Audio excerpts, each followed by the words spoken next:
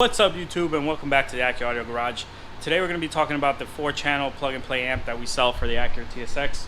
We've been selling this amp for a while and a lot of people like it. Just like any product, it does have its quirks, so I want to give you an honest review of the product that we sell and the amplifier used in this product. So first things first, this is a plug-and-play amplifier, meaning there are no new power or ground connections that need to be made. You literally remove that center console piece right there. It's 2 pieces. Unbolt your factory amplifier. So here's the factory amplifier. You disconnect it. I'll roll some foot. Literally just lift it up, pull it towards you, and then you have 2 connectors back here that you need to get rid of. They both have tabs at the top. How to do that?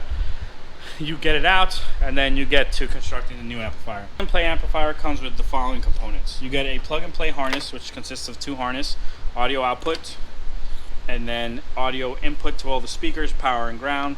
Then you get the amplifier, and this is new at the period of releasing this video. We made a nice little bracket so you can mount it in the factory location. Before you had to zip tie it or screw it down. This is going to help you install it a lot easier. So I'm going to put this together, I'm going to plug it in the car, I'm going to play some music for you, and then you can be the judge. The thing I hate about this amplifier, and MB has acknowledged it, or Hyphonics or Maxonics, the company who makes these amplifiers, this is the Thor TPS A350.4. The other one we carry is the MB 320.4.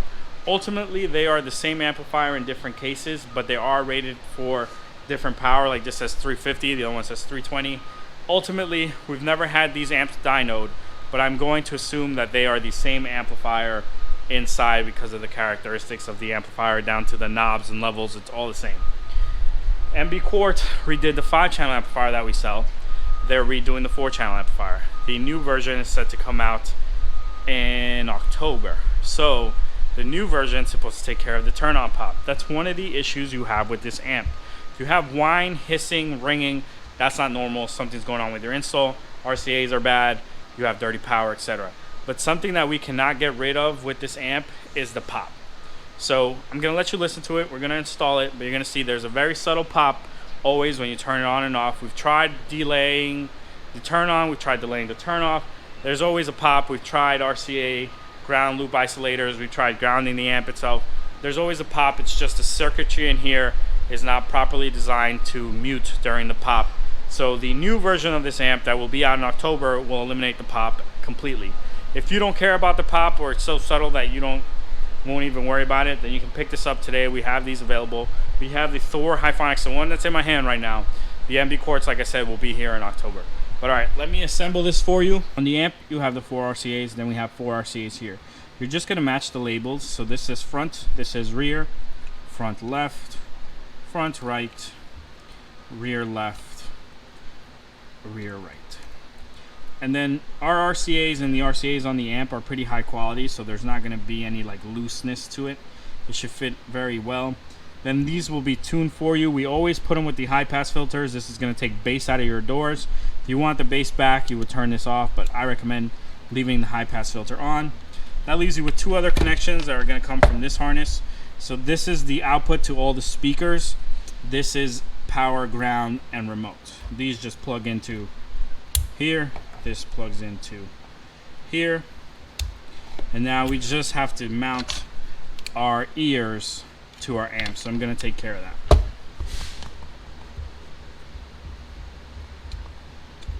So there you go. We've got it mounted. Here's the bottom of it all together. Here are 2 ears.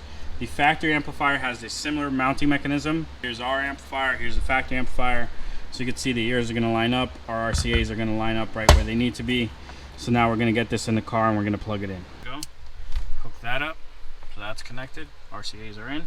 And then I'm going to hook up my bigger plug, which is right here. It clicks on. So now it's clicked.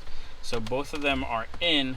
So now I'm okay to put these wires either above or below my amplifier. What I'm going to do is I'm going to start installing my amplifier and see. Okay, there we go. So I'm going to leave them above my amp. Now we got our amplifier secure and in place. You can see that is all the way down. This is all the way down. Our amplifier is nice, secure. It's not going anywhere. The only thing we need to do is take care of this wiring. So what I'm going to do is I'm just going to zip tie it and then tuck it right down this side like so.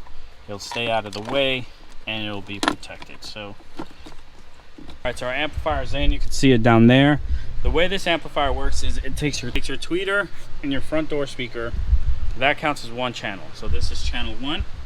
Well, I'm sorry. This is channel 2. That's channel 1. Channel 3 and 4 are this speaker and this speaker combined. So this one and this one is channel 3. Then that and that is channel 4. So it combines two speakers of 4 ohms down to 2 ohms so that the impedance at the amp is 2 ohms and it only needs 4 channels to run the entire car. This transforms your rear deck speakers to full range speakers and also makes your tweeters play a little lower. So beware, you could blow those tweeters depending on what kind of music and how loud you crank it or if you mess with the settings of the amp.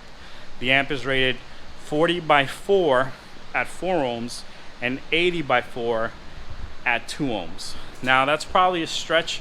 I want to say it's probably 45 to 50 watts at 4 ohms and 2 ohms ultimately. I don't think you're getting the full 80 watts, but we've never dynoed the amplifier, so I'm not sure. Also, if you have a different Acura, this amplifier may work. Check for the 4-channel listing on our website to see if it works for your Acura.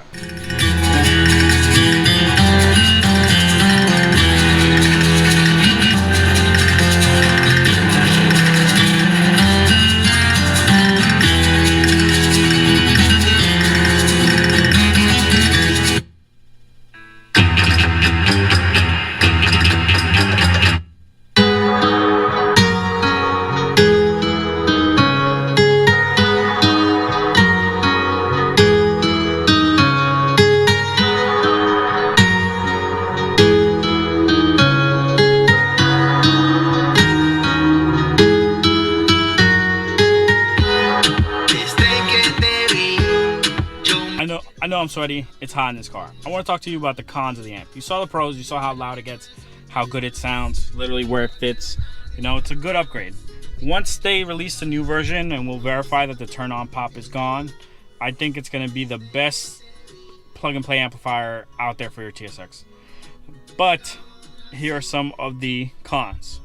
One of the cons is at 10, it's not as loud as the factory amplifier. So here, I'm going to go to 10.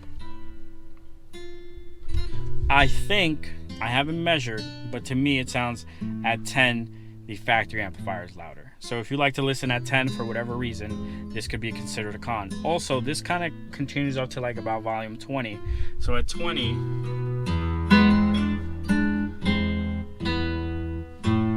I think it's about on par with the factory amplifier. Then after 20, this is going to blow it away. The other thing is, to get the volume that you want, we set the gains where 40 is going to introduce some distortion. So when you set your gains, you're supposed to set them at 3/4 volume. That's what we do for this car. But because the voltage, I'm not sure exactly electronically what is going on, but I'm going to assume because the voltage changes so much between 35 and 40, it causes the amp to clip and go into distortion. So at 40, 39, 40, 37, depending, I would say 38, 39, 40, depending on the song, it is going to clip. So this Spanish song we're listening to right now, at 40, it sounds distorted.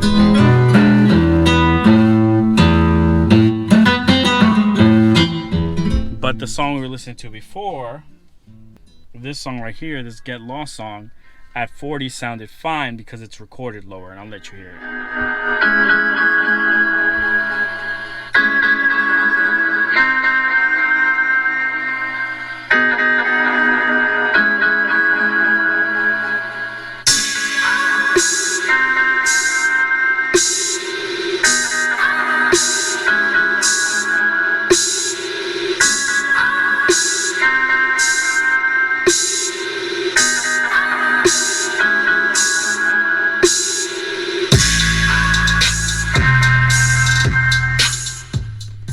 This amp is tuned at 3/4 volume. That's where the gain is set. Meaning that at 35 is where we set the gain. That's where your max should be. But because some songs are recorded lower, you can push past 35.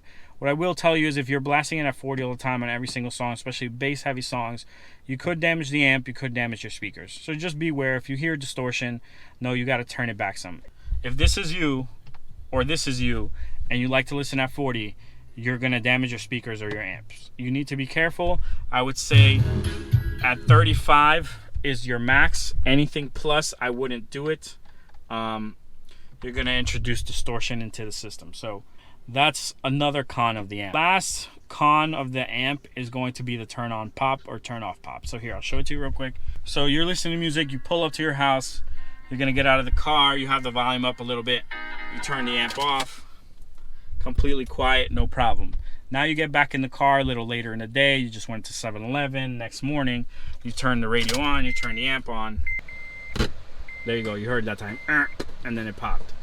So one more time, I'm gonna get you real close to a speaker so you can hear it. There you go. That's the pop I'm talking about. I don't know if you heard that, I'm gonna try one more time.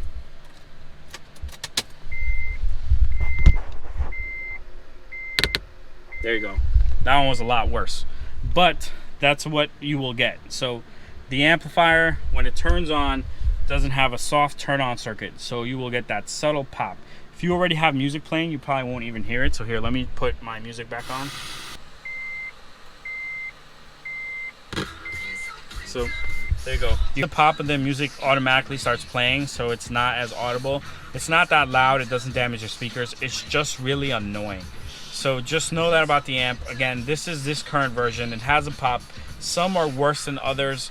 If you reroute your ground, you put ground loop isolators, you can really you can make it almost go away. But no, it's something with the amp. Still, overall, I think it's worth the upgrade because the added volume that you get. The thing is just that is a little bit annoying, but I think the new version that's coming out in October will no longer have that. Once we confirm that, look for the link in this video down in the description or in the comments for that amp, and then in that amp it'll say, in the ad for that amp or the listing for that amp, it'll say, hey, no longer has turn on pop, if you've seen this video. But I'm gonna put my trim back so you can see how it looks together all with the trim, and then say goodbye to the TSX, man. This is our last TSX video. So if you watched all the TSX videos, I appreciate you for watching. I hope that it was informational and you got something out of it. If you're looking for us to do your car, comment down below what car you have, and we'll let you, well, I think you already know. We're doing the MDX Pro Series, DIY Pro Series next. So if you have an MDX, stick around. We got a lot of content coming for you. And there it is, guys, all back together.